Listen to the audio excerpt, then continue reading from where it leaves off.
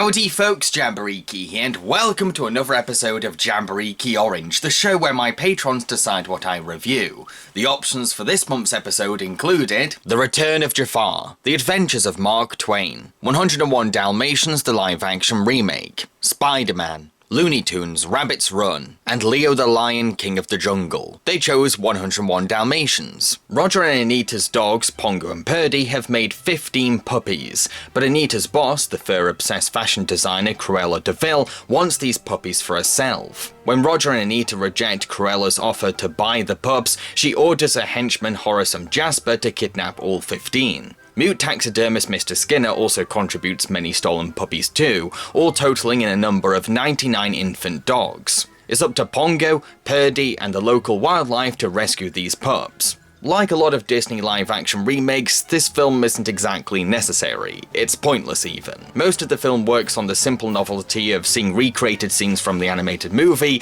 but with real animals and humans. That being said, there are changes, not ones that drastically alter the template being followed, but changes nonetheless. Firstly, Cruella is now a fashion tycoon, with Anita as her employee. This is a change that I did like, because it gives a more imposing power to Cruella as a villain, as Anita now has to fear Cruella because she's her boss, and turning her offer down makes for an even bigger risk. Once fired, Anita and Roger are at a huge disadvantage because Roger is already struggling in his career. Somebody didn't finish their supper.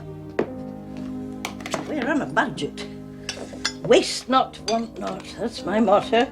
So the family is more financially limited now. This makes the decision to not sell the puppies very special and sentimental, because it shows how much Roger and Anita love them. But it does make me question how much they're willing to sacrifice for these pups. Roger is now no longer a musician but a video game designer. It's an obvious attempt to make his job more modernized, but it doesn't really change that much. He's just switching a piano for a computer. We don't really get an eye into video game design itself, just a couple of shots of Roger coding and the game in progress. But it's cute that a kid is his video game tester. I remember finding that cool as a child myself because it made me think that I could have that job. The most notable difference about the film though is that the animals don't get any lines, so a lot of the film's scenes are actually dialogue free, and the animals have to communicate to the audience through trained acting. It's quite surprising that Disney made the risk to not make the animals talk, and I respect that brave choice because it shows that they believe kids can be entertained by animal characters without dialogue. That being said, the lengths the film goes to show the animal's intelligence does ask us to suspend our disbelief a bit much, especially with this being a live-action film grounded in reality. However, it's still impressive dog training. These are talented canines that can do quite a lot of demanding tasks. Of course, there's only so much these animals can do, so special effects take their place sometimes. The puppetry from the Jim Henson workshop is charming, not their best work, but good efforts for taking over what the animals can't do. The CGI dogs, oh boy, they've not aged well and are kind of creepy. Jasper and Horace are much less intimidating this time, but you know what? That actually didn't bother me too much. Even though they've been hired to kill puppies, I couldn't help but be endeared by them. Their bumbling naivete and begrudging attitude to their jobs make them kind of relatable as villains. This job is fast losing its charm.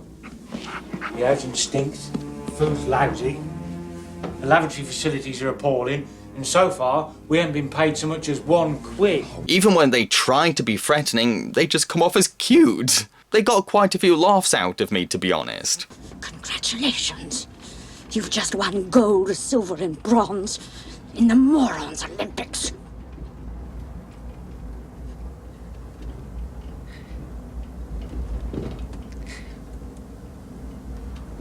Who won the gold? Shut up!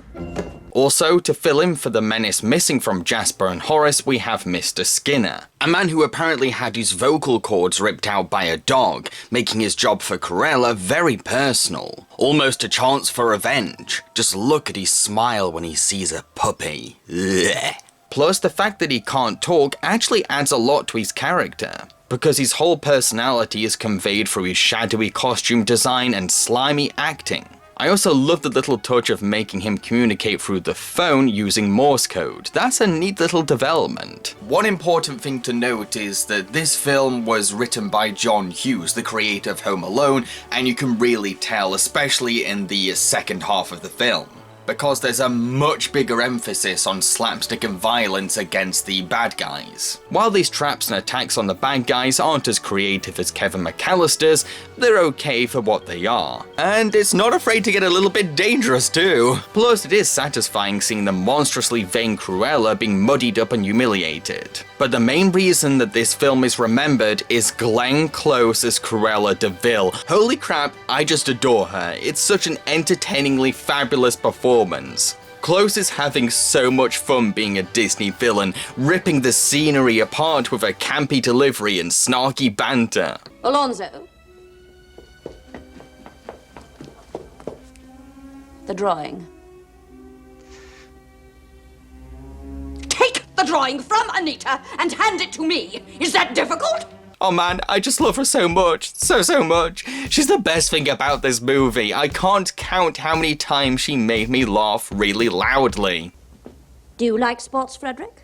Oh, I don't believe so, madam. I thought we liked stripes this year. What kind of sycophant are you?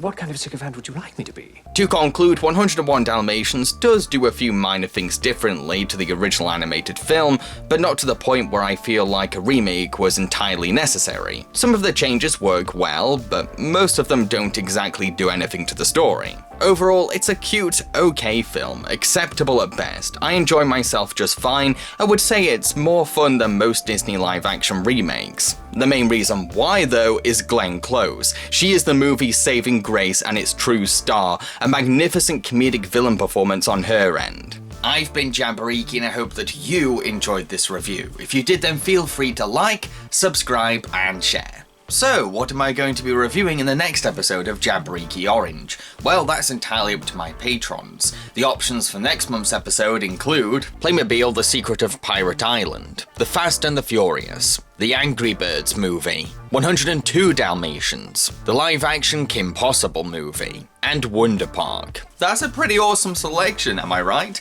Now don't forget that you have to be a patron in order to access this poll. What is a patron? Don't worry, I'll explain. This is my Patreon. It's a site for my fans to make monthly donations to me.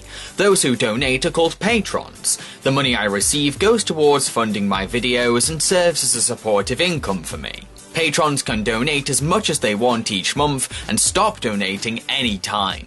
All donations are greatly appreciated, and in return for their patronage, patrons are given exciting rewards, depending on how much they donate, including their names credited in my main show, access to exclusive videos, and the chance to decide a review on my channel. I'm very excited to find out what my patrons want me to review next on the show. Cheerio, folks.